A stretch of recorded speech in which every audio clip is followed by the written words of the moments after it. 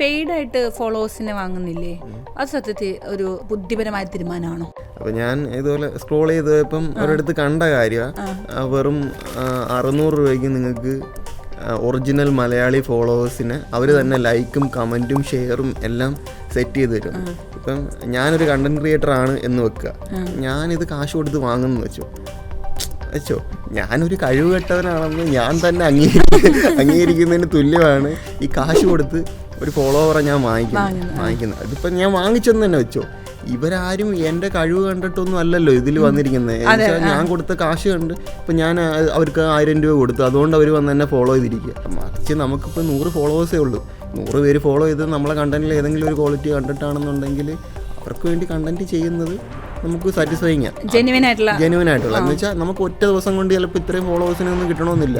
നമ്മൾ വിജയ് ഒന്നും അല്ലല്ലോ, വിജയ്ക്കാണെന്ന് ഒരു ദിവസത്തിൽ ഇത്രയും ഫോളോവേഴ്സ് കയറുന്ന വിജയ്, ക്രിസ്ത്യാനോ റൊണാൾഡോ അങ്ങനെയുള്ള ആൾക്കാർക്ക്.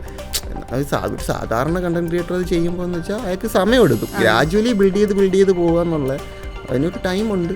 അങ്ങനെ ചെയ്യാനേ ഞാൻ റെക്കമെൻഡ് ചെയ്യുമല്ലോ. അത് കാശ് കൊടുത്ത് വാങ്ങുന്നത് വെറുതെ നമ്മളെ ഈഗോ ബൂസ്റ്റ് ചെയ്യാന്നല്ലാതെ പ്രത്യേകിച്ച് ഗുണമെന്നുള്ളതായിട്ട് എനിക്ക് ഫീൽ ചെയ്യും.